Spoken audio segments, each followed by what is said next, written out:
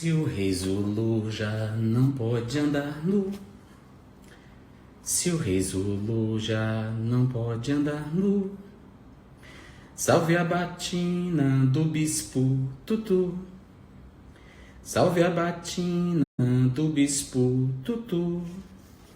Ó Deus do céu da África do Sul, do céu azul da África do Sul, torna vermelho todo o sangue azul, torna vermelho todo o sangue azul, já que o vermelho tem sido todo sangue derramado, todo corpo, todo irmão chicoteado e Senhor das selvas africanas, irmã das selvas americanas, nossas selvas brasileiras de Tupã. Senhor, irmão de Tupã, fazei com que o chicote seja por fim pendurado. Revogai da intolerância a lei, devolvei o chão a quem no chão foi criado. Ó Cristo Rei, branco de Oxalufã, ó Cristo Rei, branco de Oxalufã, rogai por nossa negra flor pagã, rogai por nossa negra flor pagã. Ah, vocês voltaram, que ótimo. Live, caros amigos, vivo, caros amigos, vivos, caros amigos.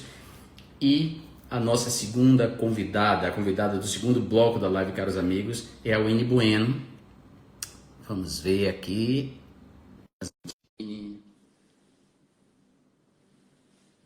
Vamos ver se a Winnie conecta.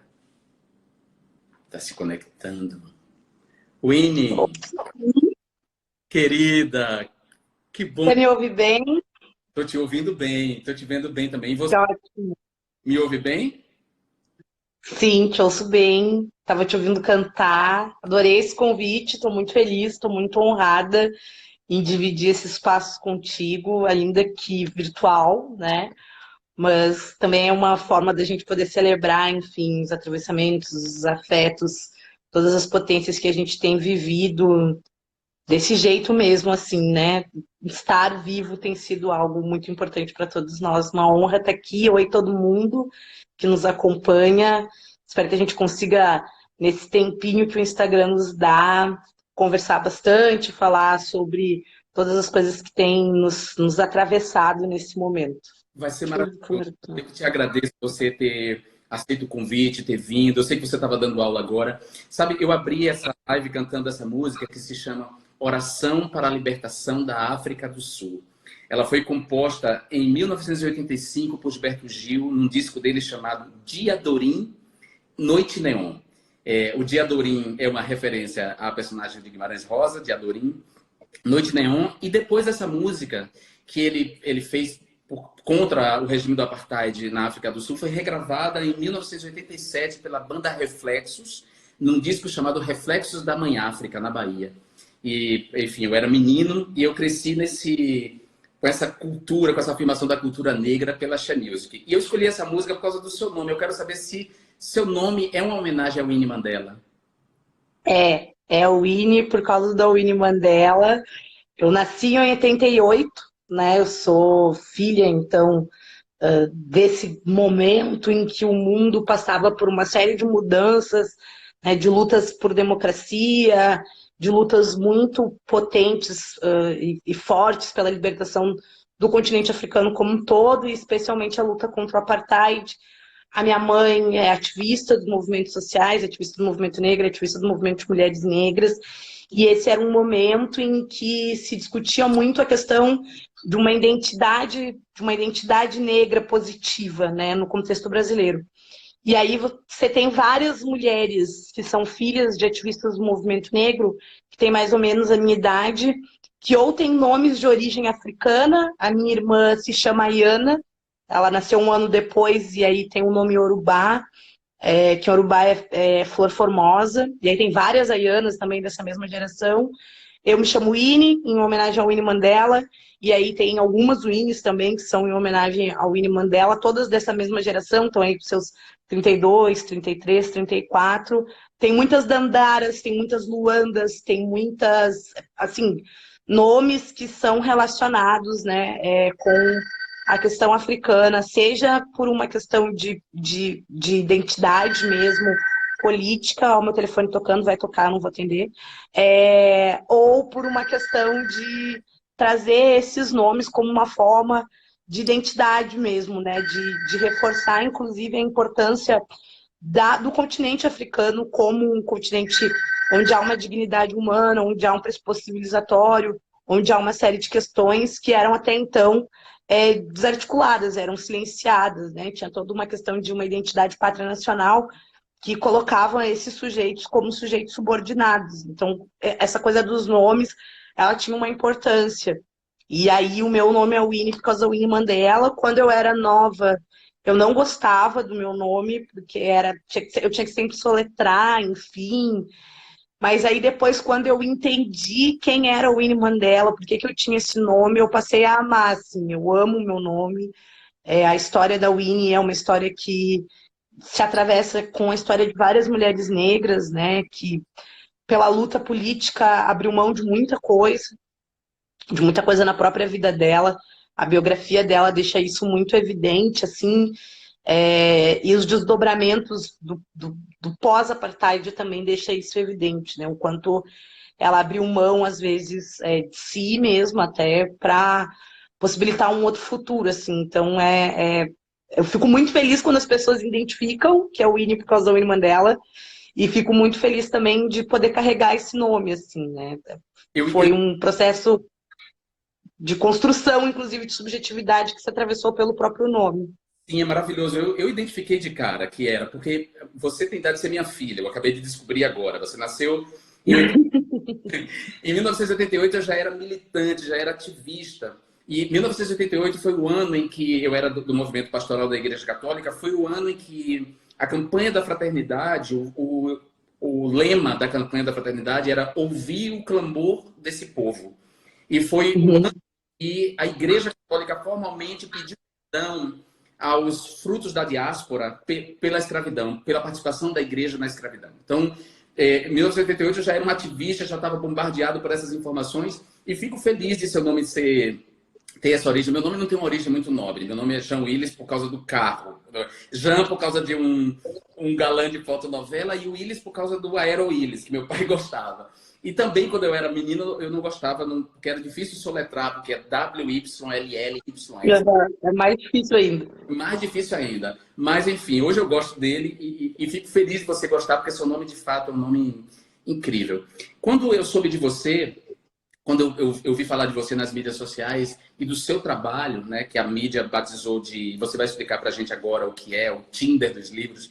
Eu pensei imediatamente nos versos de uma canção de Capinã, que o Roberto Mendes gravou, que chama-se Yaya Macemba. E aí tem o verso final diz assim: umbigo da cor, abrigo da dor, a primeira umbigada é Yaya Macemba. Yaya Macemba é o samba que dá. Vou aprender a ler para ensinar meus camaradas. Vou aprender Uhum. a ensinar meus camaradas. Eu pensei imediatamente nesse verso quando eu soube do seu trabalho. Eu queria que você explicasse para a gente como surgiu a ideia, qual o papel dos livros na sua vida e como Uhum. está funcionando até hoje o Tinder dos livros.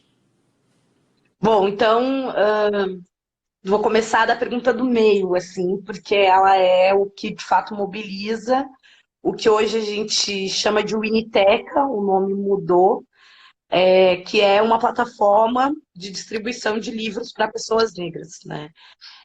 Eu sempre gostei muito de ler, desde muito criança, assim. Eu aprendi a ler com a minha avó conta, minha avó que fez 90 anos semana passada, a minha avó sempre conta que eu não tinha nem 3 anos e eu sabia identificar as palavras. Elas achavam, inclusive, que eu era superdotada, depois elas descobriram que não, mas elas tinham isso na cabeça delas. Porque eu não tinha nem 3 anos e se elas lessem uma coisa para mim, qualquer coisa, lessem, sei lá, farmácia num lugar, se eu passasse por um outro lugar e visse farmácia escrita, eu sabia que era a farmácia que estava escrito ali. Então, eu sempre gostei muito de ler.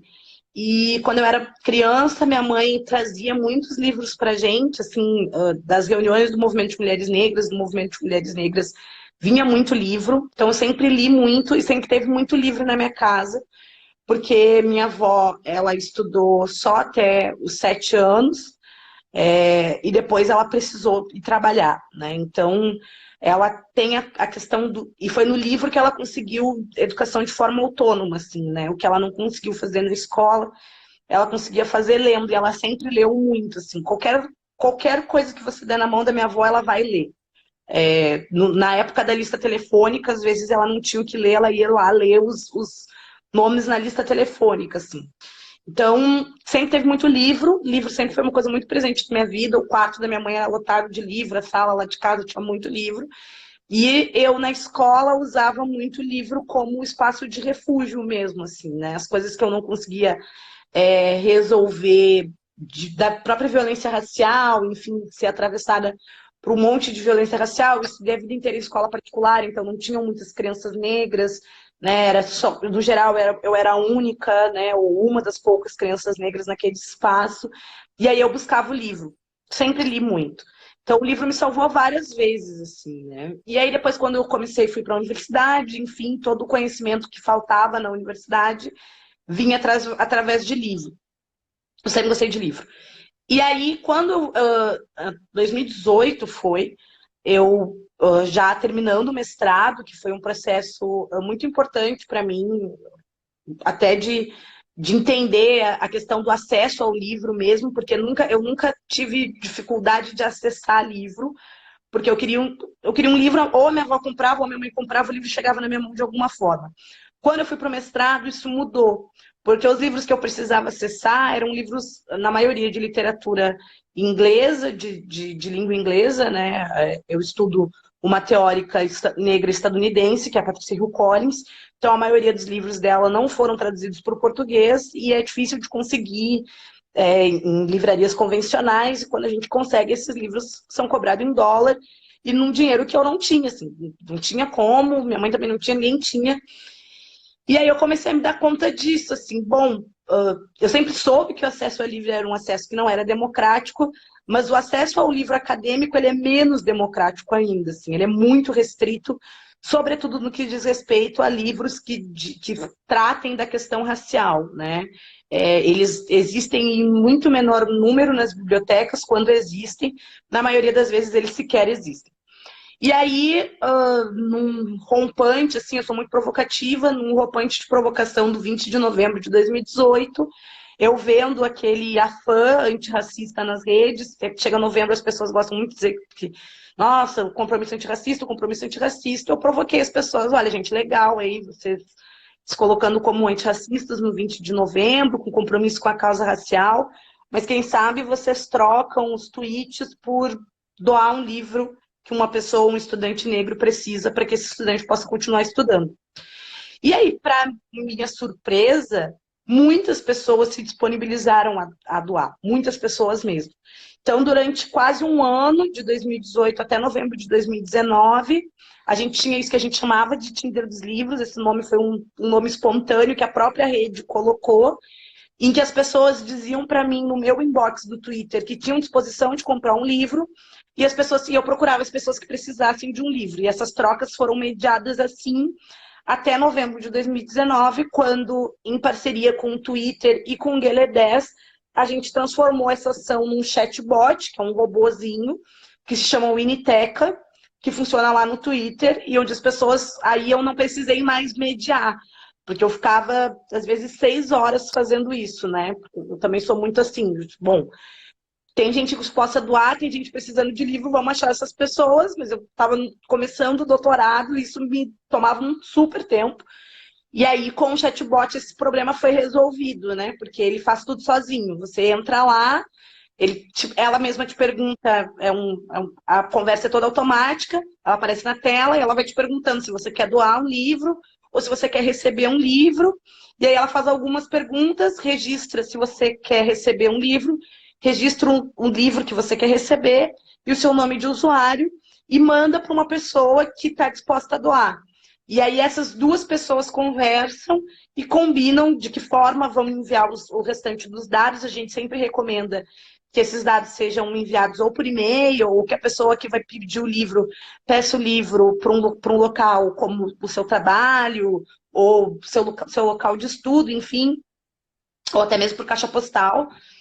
As pessoas combinam como isso vai ser enviado e os livros chegam na casa das pessoas.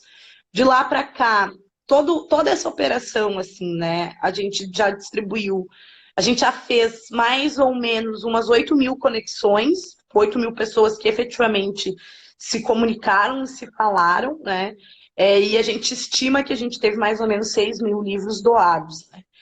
Agora, nesse momento, o chatbot está passando por uma manutenção, a gente está mudando algumas coisas, e aí eu encampei um outro projeto que se chama Lendo Mulheres Negras nas Comunidades, que é um catarse, que a gente está buscando recursos para doar 40 livros sobre mulheres negras, e aí a gente listou, fez uma curadoria, entre esses livros tem desde obras da Bucha Mecheta até os textos da Jarid Arraes, e esses kits vão ir para 5 bibliotecas comunitárias em 5 capitais do país, nas 5 regiões. Então, tem uma biblioteca aqui em Porto Alegre, uma em São Paulo, uma em Belém, uma em Salvador, que é a Biblioteca do Iroim, e uma biblioteca no Centro-Oeste, que é no Distrito Federal. Então, a ideia é que essas bibliotecas recebam esses kits com esses 40 livros para equipar, né, as suas próprias bibliotecas, porque também a biblioteca é um espaço importante, né, já é um espaço importante, as bibliotecas comunitárias são espaços importantes de democratização do acesso à leitura e à literatura, assim. Então, as minhas coisas, elas estão muito atravessadas por essa coisa com conhecimento, assim, né, eu tive essa oportunidade de acessar conhecimento de forma muito... não foi tranquilo pelas barreiras que o racismo impacta, enfim, na vida da gente, mas eu não tive dificuldade, por exemplo, de ir à escola, eu não tive dificuldade de ter livro. Mas eu sei que essa não é a realidade da maioria da população negra. A realidade da maioria da população negra é bem distante da minha, né? Para nós, a universidade estava no ciclo da vida, assim. A minha mãe sempre colocava isso, vão fazer isso, vão estudar e vão para a universidade. Para a maioria das mulheres da minha geração, não é isso que acontece. As novas gerações, isso talvez seja um pouco diferente, mas ainda não é algo naturalizado, assim, né? O objetivo, em última análise, é naturalizar o acesso ao conhecimento e à educação de qualidade para a população negra. Eu mesmo me identifico muito com a história, porque, de fato, os livros me salvaram muito. A minha mãe não tinha perspectiva de que algum filho dela fosse chegar no ensino superior. A gente não tinha acesso a livro. A casa paroquial me deu acesso a livro. Então, me identifico bastante com a sua história, me identifico bastante com o seu trabalho. E é impossível, ao ouvir você falar e ver o resultado do seu trabalho, o resultado concreto, não pensar nessa frase de Angela Davis, né? Que quando a mulher negra se move, toda a estrutura se move junto, né? E eu te pergunto, você acha isso, claro, eu tenho certeza que você concorda comigo, ainda falta muito pouca, há muito pouca iniciativa, falta muito ainda, haja investimento em todas as áreas em mulheres negras, de modo que a estrutura se mova por completo e se mude. Não é verdade? Sim, falta muito, mas ao mesmo tempo eu acho que tem uma coisa que a Collins fala, que eu concordo muito, assim, que é a dimensão da dialética ativismo-opressão. Ao mesmo tempo em que os sistemas de dominação e todas as estruturas opressoras que se atravessam na trajetória, na vida de mulheres negras, elas são muito perversas, muito profundas, ao mesmo tempo, a resistência dessas mulheres é muito potente. Então, ao mesmo tempo que falta, também tem uma disposição e uma luta, uma resistência que é muito concreta, assim. E que ela tem uma dinâmica também. Hoje mesmo, eu estou fazendo doutorado agora, estou investigando o processo de inscrição acadêmica de ativistas intelectuais negras. E aí, entre as ativistas que eu vou mobilizar, dialogar nesse estudo, uma dessas é a Sueli Carneiro. E aí eu sempre que eu penso na Sueli, assim, e tenho a oportunidade de dialogar com ela, eu fico pensando no tamanho, assim, da responsabilidade, né, que é dialogar com uma mulher como a Sueli, porque Sueli é de uma geração que é ainda anterior, né, a sua, Sueli fez 70, que foi uma geração que pensou isso, de mulheres negras que pensaram essa possibilidade, né, que pensaram outro futuro, que pensaram uma outra sociedade, assim, né, pensaram a multiplicação dessa resistência. E se é verdade que a sociedade em si, ela estruturalmente, ela continua aprofundando essas dinâmicas de dominação, os processos de resistência, eles se potencializaram, né? Então a gente não tem mais mulheres negras ocupando, por exemplo, cargos institucionais, isso ainda é uma questão, mas a gente com certeza tem muito mais mulheres negras em espaços públicos, falando sobre as questões que essas mulheres mobilizam, falando sobre a agenda política, os debates dessas mulheres têm permeado outros espaços, né, que antes não permeavam, que ficavam muito restritos numa discussão que era uma discussão mais estratégica mesmo, assim, né, e olhando, inclusive, a referência que Sueli tem hoje para várias dessas jovens, que são mais jovens do que eu, inclusive, e que tem muito mais facilidade do que eu tive de acessar essas mulheres, né? De acessar os escritos da Sueli, de Angela Davis, de Conceição Evaristo, que eram escritos que ficavam muitas vezes assim, você precisava participar de uma organização, do movimento social, fosse da pastoral, as pastorais tinham uma importância assim gigante na articulação de mulheres negras, as APNs, aqui no Rio Grande do Sul tem uma grande importância nessa articulação de pensar a subjetividade dessas mulheres e pensar políticas de resistência, mas você precisava estar numa instituição. Ou você estava envolvido, né, com os movimentos progressistas das igrejas, ou você estava envolvida com o terreiro, ou você estava envolvida com as organizações de mulheres negras, né? A minha geração tinha muito isso, você tinha alguém envolvido que te passava esse material. Hoje não, hoje você consegue acessar esse material de outra forma, assim, né? O desdobramento desse acesso ainda é uma questão, com certeza, mas tem uma possibilidade de circulação muito maior. A Unitec é um exemplo disso, assim. Você não precisa, às vezes, nem conhecer, mas aí você está lá no Twitter, vê o compartilhamento, sei lá, de alguém que ganhou Seus Olhos Viam Deus, da Zora Neale Hurston. Você nunca ouviu falar desse livro, mas você viu alguém que ganhou e aí você vai procurar e aí de repente te interessa, aí o livro está com você, e daqui a pouco, assim, a possibilidade de circulação desse conhecimento hoje é muito maior, né? E acho que gera, e a própria questão da identidade, de uma autoestima, de um outro processo a respeito da estética, que é muito diferente do que foi da minha geração, que é diferente do que foi da sua, e que é diferente do que foi a geração de Sueli, né? As meninas negras hoje, elas ainda são atravessadas, sim, por uma série de violências estéticas, mas as soluções que as mães, que as tias, que as primas, enfim, dão, são soluções que são mais humanizadas, sabe? E eu acho que isso é resultado também justamente dessa luta histórica, né? Desse legado histórico E das lutas de mulheres negras. é uma luta que não cessa, né?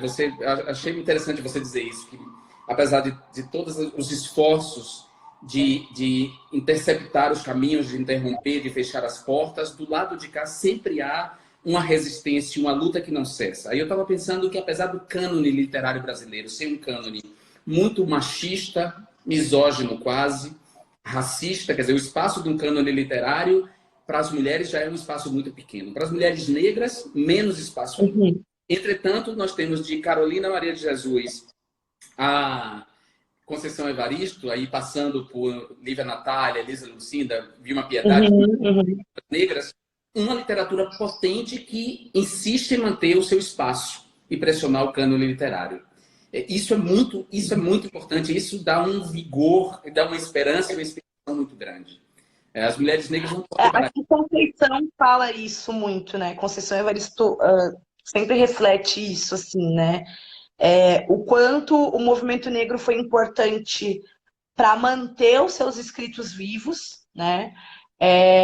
E o quanto isso foi importante para que hoje ela fosse uma escritora que é muito mais reconhecida do que ela era 20 anos atrás, né? Mas que ao mesmo tempo é isso. Se essa circulação desses textos, dessas obras, ela não tivesse perpassado pelo interior do próprio movimento negro, das mulheres negras, né, de circularem esses textos, o próprio texto da Ana, né, Um Defeito de Cor, é um exemplo disso, que é um livro incrível e que durante muito tempo ele circulava muito entre essas mulheres.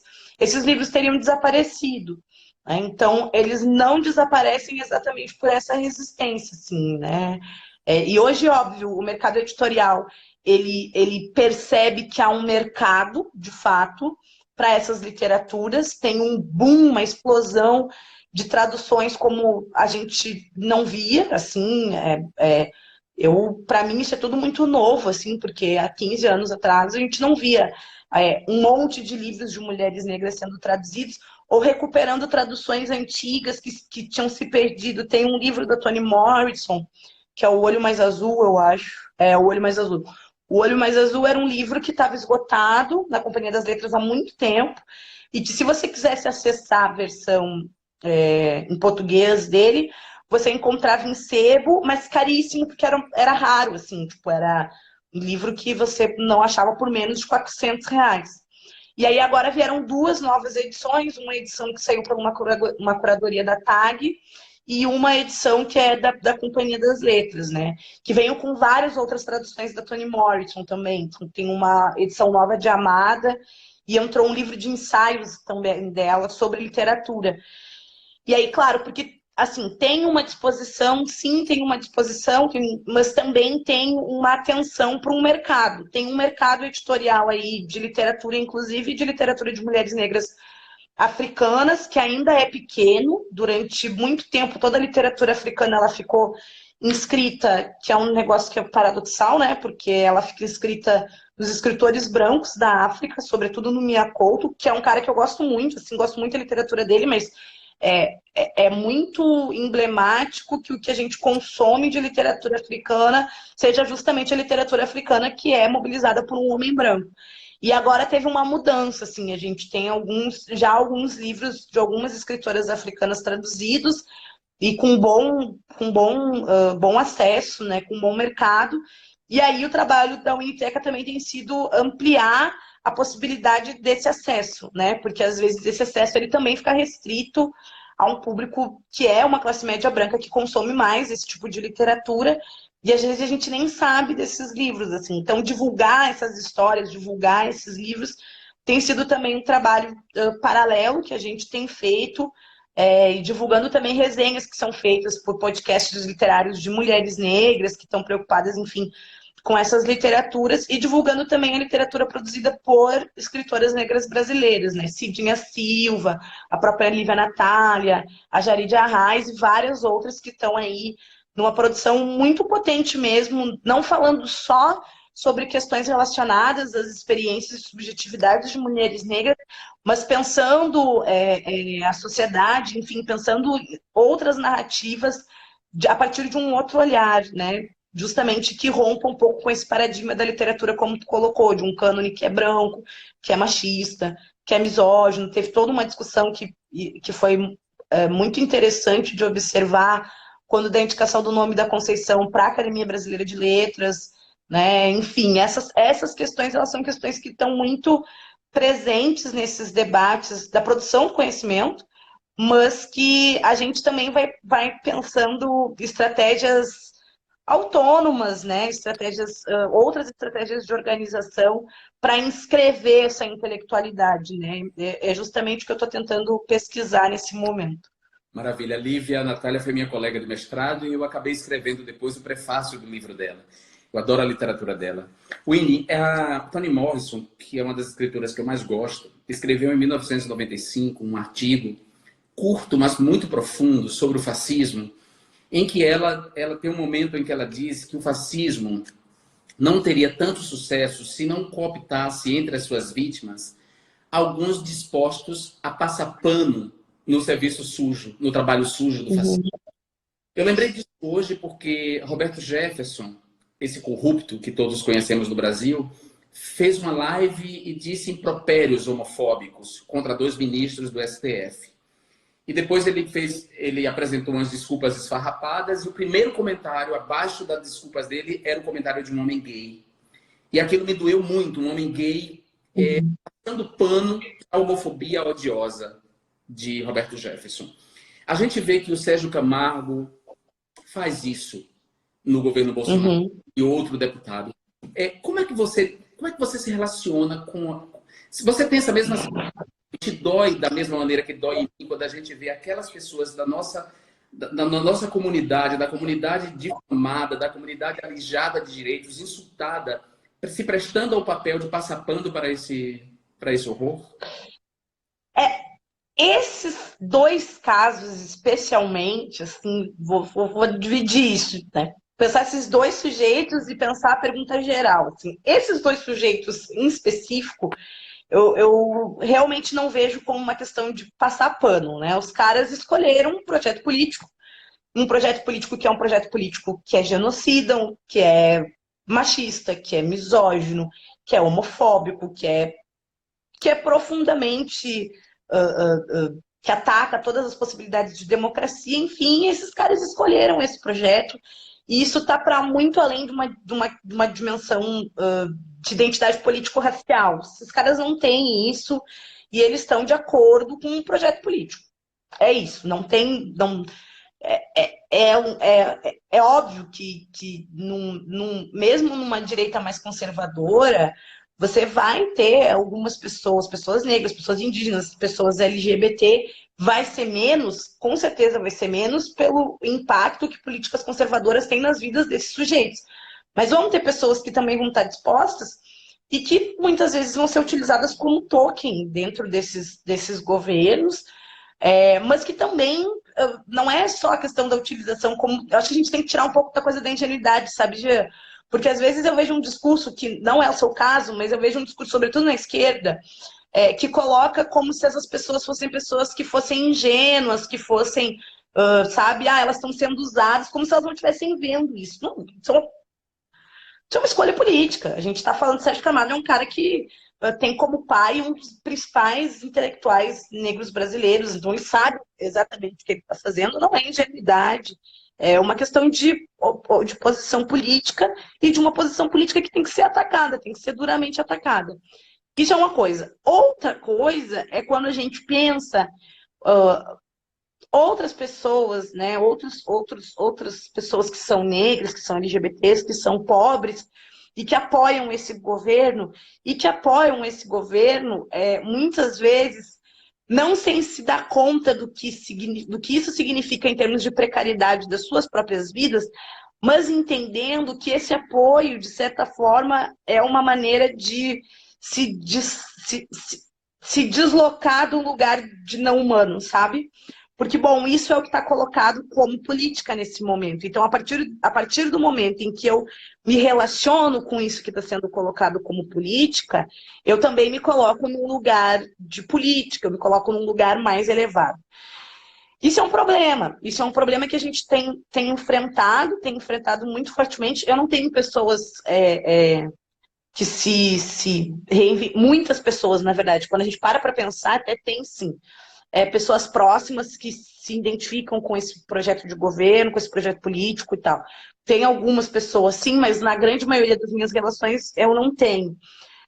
Mas tem várias pessoas que têm. E que tentaram disputar, de certa forma, com seus familiares, seus amigos, enfim. Tanto no pré-eleitoral, né, naquele momento final ali da campanha, quanto nesse momento, assim. E aí a estratégia para fazer isso também é algo difícil, é algo complicado, porque se por um lado a gente tem um afã assim, de dizer, bom, eu te avisei, por outro, a gente às vezes precisa pensar, né, puxar um pouco o freio de mão e tentar dialogar com a perversidade disso na vida de pessoas que às vezes estavam mesmo acreditando numa possibilidade de algo diferente, né, de algo novo, assim. E aí, de novo, entra o conhecimento. A coisa de circular livro também tem muito a ver com isso, assim, né? Que é a possibilidade das pessoas articularem um pensamento autônomo que lhes permita ter reflexões críticas que não sejam mediadas necessariamente pela sua fome, que não sejam mediadas pela possibilidade de ter um teto na sua cabeça, que não sejam mediadas pela possibilidade de ter o que vestir, né? Porque a minha avó sempre dizia isso, assim, conhecimento é a única coisa que ninguém pode te tirar.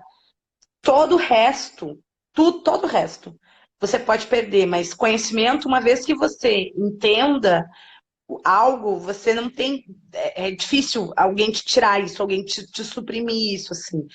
E aí eu acho que os processos de conhecimento, eles são importantes para enfrentar, inclusive, e entender de forma mais complexa essas dimensões múltiplas da dinâmica do racismo enquanto sistema de dominação. Ele vai ter várias dinâmicas, né? Não é, a gente não fala de racismo estrutural por qualquer coisa. Ele, de fato, permeia todas as estruturas da sociedade, ele permeia todos os fenômenos sociais e jurídicos, e ele vai permear também as relações, né?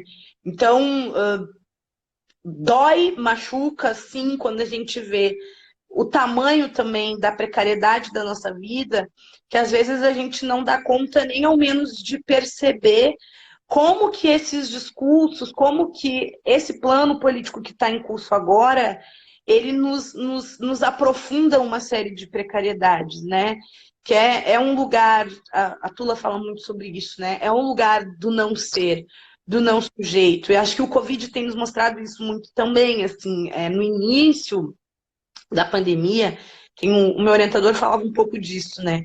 Da possibilidade, de certa forma, de o vírus diminuir as distâncias, porque é um vírus, né? Então ele vai afetar, ele não escolhe raça, classe e cor. Mas a maneira com que os sujeitos são afetados, ela é mediada por raça, classe e cor, né? E isso tem ficado muito evidente quando a gente olha a maneira com que, por exemplo, se coloca o serviço doméstico como um serviço essencial. Para quem que ele é essencial? Por que que ele é lido como essencial? Né? Quem são as pessoas que executam esse serviço? Quando a gente vê os índices e percebe que são os homens negros os que mais estão sendo atingidos pelo Covid, isso tem uma relação com a própria coisa do cuidado, né?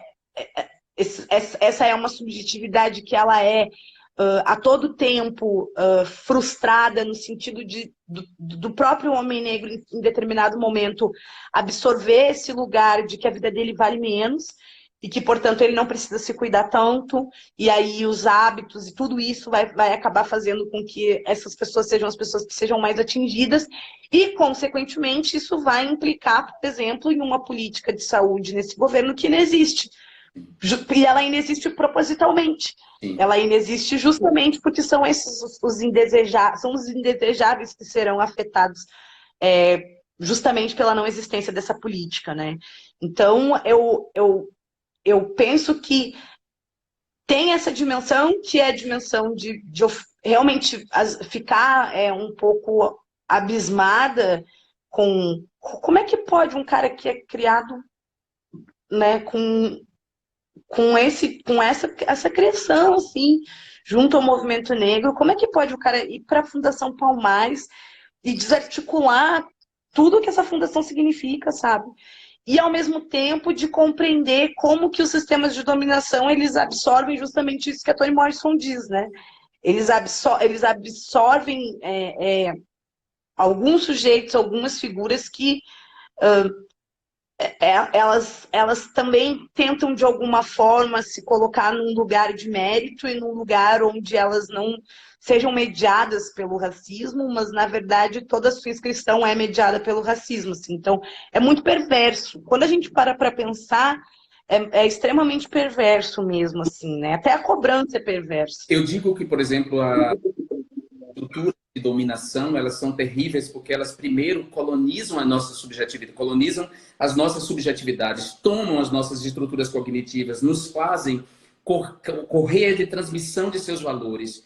E o trabalho, o seu trabalho, o meu trabalho, é nos libertar disso, e aí o conhecimento tem um papel importantíssimo em compreender como é que isso funciona e nos libertar e libertar outros. Outros que muitas vezes não querem ser libertados e fizeram escolhas deliberadas por uivar com os lobos, lamentavelmente, né? Winnie, você fala muito dos livros. O livro foi muito importante para mim, sempre, né? Mas a música também foi muito importante para mim. Como eu disse para você, eu cresci na Bahia, e eu cresci junto com a curva ascendente da She Music, que embora hoje tenha essa expressão comercial nas figuras de Ivete Sangalo, Cláudia Leite, a She Music, na sua origem, ela é negra, ela é dos blocos afro e dos blocos de índio, sobretudo dos blocos afro. Então, esse discurso de afirmação da negritude estava lá na música, e esse discurso foi fundamental para formar uma geração de quase brancos ou quase pretos, como é o meu caso, que sou filho de uma relação interracial, como não racistas, né? É assim, você fala muito pouco da música. Você acha que a cultura hip hop, o funk, também tem um papel educacional mais amplo? Sim. Não, a cultura e a música, sobretudo, ela tem essa dimensão de espaço seguro também, né? Num momento em que, se a gente for pensar o Brasil, né, e sobretudo as expressões dos blocos afro na Bahia, num momento em que se articulava um discurso justamente, né, de uma democracia racial, e de um lugar onde somos todos iguais, é justamente nesse lugar que vai se escrever uma outra narrativa, uma outra política, uma outra história de país, né? E o Ilê, especificamente, tem um papel importante, inclusive na minha própria Constituição, assim, porque eu moro no Rio Grande do Sul, né? Um lugar em que a presença negra ela existe, mas ela é extremamente silenciada, né? O que se vende do Rio Grande do Sul, o que se exporta do Rio Grande do Sul e o que se consome a respeito do Rio Grande do Sul é todo mediado como se o Rio Grande do Sul fosse uma pequena Europa, e isso é uma balela, enfim, tem muito pano para manga para isso, e a gente sempre foi muito, enfim, bombardeada por imagens de beleza que são aquele padrão europeu quase suíço, assim, de beleza, né? Mulheres muito brancas, com seus narizes muito finos, seus cabelos quase brancos, também muito magras, nos mais variados concursos de beleza. Tinha um concurso aqui que chamava Garota Verão, que era o 100, assim, todos os anos uma loira diferente ganhava o Garota Verão. E aí, quando o Ilê apareceu na minha vida, isso já final da década de 90, eu comecei a perceber outras possibilidades de beleza que eram muito mais próximas de quem eu era. É, e essa um legado do Ilê, né? De uma afirmação de uma beleza negra, de uma afirmação de uma estética política negra, que também está relacionado com outros movimentos estéticos que são posteriores. A estética e a política, quando a gente pensa a questão racial, elas sempre estiveram muito conectadas. Acho que em determinados momentos de maneira mais profunda, em outros de maneira mais espaçada, esparsa, né? Esse é um momento que é mais esparso. E aí o hip hop, com certeza, ele tem um papel fundamental nessa dimensão política e estética, sobretudo quando a gente pensa a população negra periférica, mas não só. Quando a gente pensa nos processos de inscrição também intelectual, né? A rima ela vai ser um espaço de uma possibilidade de pensar outras formas de teorizar sobre o mundo. Então, a música também tem esse lugar de espaço seguro, né? Se as instituições elas não permitiam, né, e continuam não permitindo o acesso de uma juventude negra, o acesso do pensamento, inclusive, desses jovens, da articulação desses jovens enquanto intelectuais, a música permite isso. E aí a gente tem estado nesse momento, assim, vendo isso em outros espaços também, que não são só o hip hop, o próprio funk, né? Mas em outras possibilidades, né? Com mulheres negras DJs, com mulheres negras que estão produzindo em outros campos no jazz, produzindo, que sempre teve uma produção negra, mas que no Brasil circulou de maneira mais branqueada e que nesse momento tem sido recuperado na própria música popular brasileira, que também teve esse momento de uma estética mais branca e que hoje se coloca numa perspectiva, né, de uma estética que é mais relacionada com a própria negritude. Não é sem razão que a gente tem aí, né, como fenômeno das lives, uma mulher negra que é oriunda do samba e também de uma inscrição na MPB, que é a Tereza Cristina, que é uma pessoa que eu sei que você gosta, que eu também gosto muito. e que nos possibilita outros olhares, outros fazeres, né? E outras. A Tereza, lá na live dela, ela fala sobre tudo.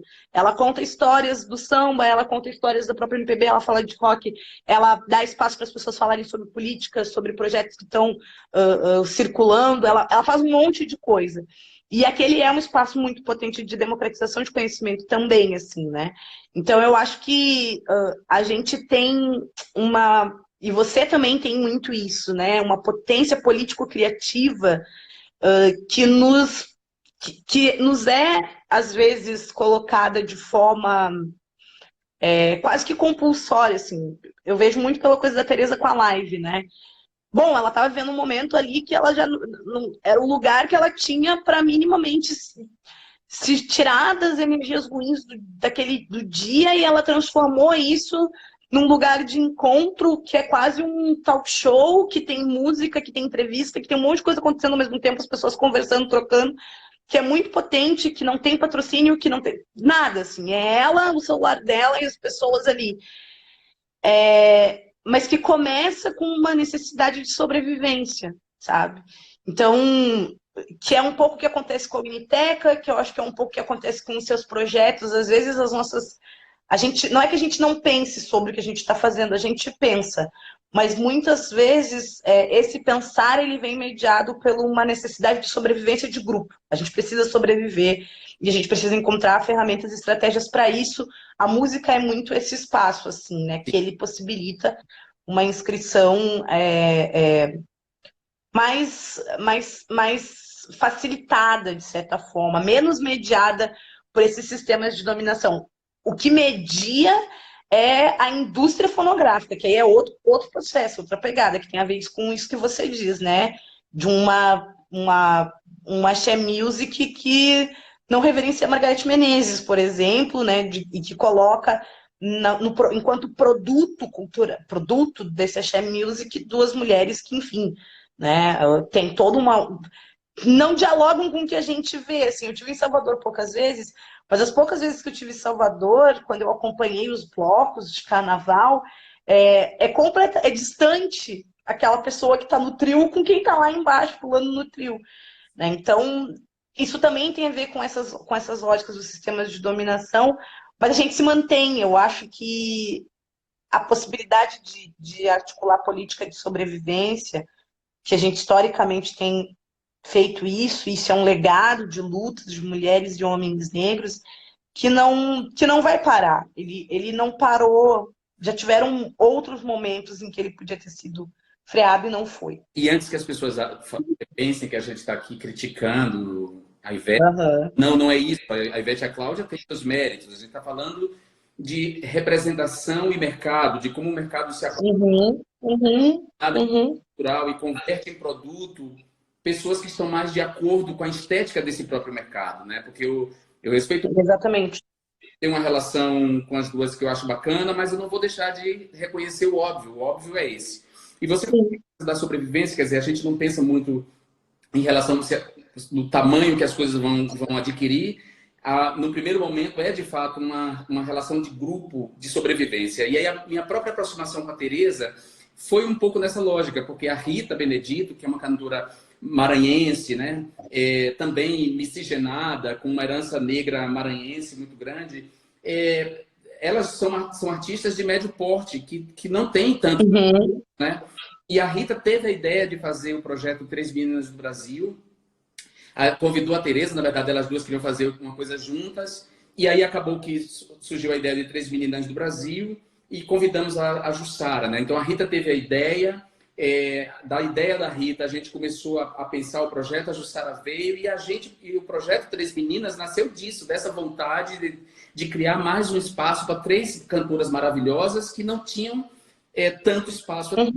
E acabou que saiu um produto incrível, um disco para mim antológico, me fez amigo da Tereza Cristina, e a Tereza é hoje essa potência incrível. A Tereza já é história. Quando a gente contar a história da pandemia, é impossível não lembrar da live de Tereza Cristina e de como ela criou um espaço democrático, um espaço afetuoso, e por aí vai. E, por sinal, Tereza começou essas lives durante o Big Brother, no qual você também se engajou. Você se engajou muito na última edição do Big Brother. Você sabe que eu ganhei o Big Brother 5 Sim. e até hoje. Um Big Brother que eu vi também de maneira muito diferente desse, mas que eu vi, torci muito, fiquei muito feliz quando você ganhou. Enfim, tem uma vida aí de lá pra cá, né? Uma Mas 15 anos, Winnie. E ainda hoje, muita gente não compreende as razões da entrada do programa. Gente da academia, né? Que tenta, sei lá, me desqualificar meu currículo, minha formação, uhum. da minha participação no programa. E eu vi que você abraçou com uma paixão essa última edição. Eu queria que você me dissesse por quê. Foram as danças de. O que foi que aconteceu? Foram. Então, eu gosto de reality show, né? Eu sou uma pessoa do reality show, assim. Eu vejo reality show de tudo que você possa imaginar, desde reality show de lote de carga de caminhão, eu vejo, até reality show de vestido de noiva, assim. Eu gosto de reality show. Mas e assim, tiveram edições que eu acompanhei mais, tiveram edições que eu acompanhei menos, né? A sua edição foi uma edição que eu acompanhei muito, mas que era muito diferente dessa edição. Enfim, a edição passada eu acompanhei menos, essa foi uma edição que eu acompanhei mais. Eu comecei a acompanhar o Big Brother desse ano muito porque, cara, isso não vai dar certo. Tipo, quem são? Aí fui ver as celebridades, a única celebridade que de fato eu conheci foi o Babu, e eu, tipo, um monte de celebridade meia pataca, com um monte. Isso não vai dar certo, não tem como dar certo esse negócio. Mas aí eu comecei a assistir. E aí eu comecei a assistir, e aí é isso, Big Brother é um negócio meio assim, você começa a assistir. E aí você vai se afeiçoando com os sujeitos, você vai se afeiçoando com as histórias daquelas pessoas, você vai pegando o ranço de outras e vai assistindo.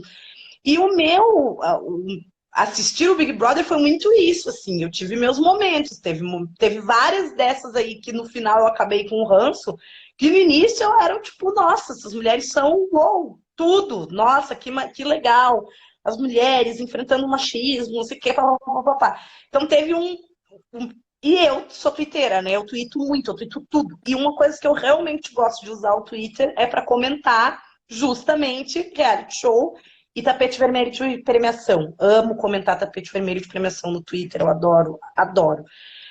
Só que aí, isso talvez tenha sido um lapso, sei lá. E aí, da coisa, entrou a pandemia também, eu fiquei, né, isolamento e tal. Já tinha o tempo do programa, mas já estava envolvida e aí fiquei mais envolvida, porque tinha toda a questão com o isolamento, as primeiras semanas ali do isolamento. E uma coisa que eu não me dei muito conta, assim, foi que eu cresci muito no Twitter. Uma coisa foi o Big Brother passado, que eu tinha lá 20 mil seguidores, outra coisa era esse, que eu tinha 80 mil. E as coisas que eu tweetava, elas não necessariamente, diferente quando eu estou tweetando sobre, sei lá, sociologia jurídica ou sobre o pensamento feminista negro, elas não necessariamente elas tinham uma linearidade, porque é isso, porque você está acompanhando o programa e as coisas estão mudando no programa e você está mudando sua opinião junto com o programa. Mas tiveram algumas situações assim específicas que me fizeram insistir em aí analisar mesmo a questão racial nessa edição. Porque eu acho que ela foi colocada num outro lugar diferente da edição passada, diferente da edição da Gleice, diferente da sua edição. Porque ela tinha uma espécie de disputa nas redes, que não era uma disputa no programa, mas que nas redes era uma disputa sobre antirracismo e feminismo, né? E aí eu me vi muito nesse lugar de tentar dialogar no sentido de que essas coisas elas não são contraditórias necessariamente, mas que a questão racial no Brasil ela ainda tem um impacto que é hierarquizado numa subcategoria. É muito mais fácil, muito mais tranquilo, muito mais acessível uma mulher branca falar sobre violência de gênero do que um homem negro falar do impacto do racismo na sua vida. Né? E aí, com isso acabou gerando, enfim, um monte de coisa. Né? Esse pós-Big Brother, ele é o maior pós-Big Brother da história, porque né, a gente está vivendo uma pandemia, então não tem nada de inédito, as pessoas ainda estão consumindo informação sobre o Big Brother, mas também foi uma experiência interessante para mim, assim, justamente de pensar como os produtos da mídia, porque eu acabava vendo muito no pay-per-view, né? Como que os produtos da mídia, eles também incorporam essas questões e entregam essas questões como produtos de fato, né? Que é algo que eu estudei e que na dimensão reality, nessa edição especialmente, ela ficou muito, muito concreta, assim, vendo, né, como que se mediam os estereótipos a respeito de homens negros e de mulheres negras, porque tanto o Babu, quanto a Thelma, quanto a Fly eram mediados por esses estereótipos de forma completamente diferentes, mas todos numa dimensão de controle também, e ao mesmo tempo como que essas paixões, as paixões sobre figuras na televisão, elas ainda são mediadas por padrões estéticos que são muito específicos, né? E esses padrões estéticos, eles são, sim, mulheres brancas, que aparentam toda uma aura de fragilidade, né? Que tem toda uma questão nesse sentido, assim, que fala muito alto sobre a maneira com que, por exemplo, é impossibilitado para a população negra a própria subjetividade, a própria autonomia, assim, né? Então, as próprias relações no programa eram relações que eu gostava de analisar e de pensar junto com as pessoas, né? E aí eu não abri mão disso, mesmo tendo me rendendo um monte de dor de cabeça, eu não abri mão disso, porque também era um espaço de conversa, né? E nesse momento de entretenimento, exatamente. É um entretenimento, sabe? Ele tem uma dimensão, enfim, nos possibilita pensar sobre várias questões, mas é um entretenimento. É como se você estivesse vendo uma novela. Tem personagens que você gosta mais, tem personagens que você gosta menos, né? E assim é. Então foi muito bacana também acompanhar o Big Brother nesse grau, mas ano que vem, assim, vamos ter que botar alguém que eu gosto muito para eu ir lá ficar nesse lugar, porque ele dá muito Sim. trabalho. Lamentavelmente, já estamos chegando no final, passou tão Sim, rápido. A gente vai marcar passou muito rápido. mais para o futuro, para falar mais. Ouvir A você. gente nem falou do livro. A gente tá num livro junto e não falou do livro. Mas, ó, a Winnie organizou duas coletâneas. A primeira tem saída sobre as questões do feminismo. E ela depois editou uma outra coletânea, chama Tem Saída LGBTQ+, na qual eu estou, tem um artigo meu. Esses livros já estão à venda, vocês podem encontrá-los digitalmente, podem buscar os dois, podem comprar os dois. A gente vai falar disso na próxima live, eu não quero que você saia sem se despedir das pessoas que interrompam. Então, Sim. muito obrigado mesmo. Gente, Jean, muito obrigada. Foi muito bom essa conversa. Eu espero que num futuro bastante próximo os orixás nos permitam fazer essa conversa pessoalmente, com uma muqueca na Bahia, de preferência, que eu amo. Queria agradecer muito você pela disponibilidade do espaço, convidar todo mundo a também conhecer, enfim, a Uniteca, conhecer o projeto Lendo Mulheres Negras nas Comunidades e também chegar no site da Editora Azul, que lá vocês conseguem pegar os 3 livros. O meu, que é o Imagens de Controle, que foi lançado recentemente, o Tem Saída, Perspectivas LGBT+, sobre o Brasil, e o Tem Saída, o primeiro, que é o de 2017, que é o nossa primeira coletânea, meu primeiro livro, que também é um livro fantástico para a gente pensar a política nesse país. Muito, muito obrigada. Foi um prazer, uma honra. Um beijo. Te adoro de coração. Eu ficaria te ouvindo um dia inteiro. Vamos fazer isso na praia, em algum momento. Vai acontecer. Tá bom. Beijo. Tchau, obrigada. Tchau. Winnie, maravilhosa. Gente, ó, estamos encerrando a live. Sexta-feira, agora sem erro, tem a live extra com o Criolo e Silvio de Almeida. Vai ser muito bacana a conversa com os dois amigos queridos, dois homens brilhantes, cada um na sua área. Então, Criolo e Silvio Almeida, na live de sexta-feira agora. E na próxima semana, a live, caros amigos, será com Débora Diniz e Zé Cabaleiro. Débora Diniz, antropóloga, documentarista, e Zé Cabaleiro, cantor e compositor. Então, anotem aí, semana que vem, na quarta semana que vem, Zeca e Débora Diniz. E sexta-feira, depois de amanhã, a live, caros amigos, extra, com Silvio Almeida e Criolo. Um beijo para todas e todos vocês. Obrigado por terem ficado até aqui e até agora. Foi maravilhoso. Tá bom? Beijo.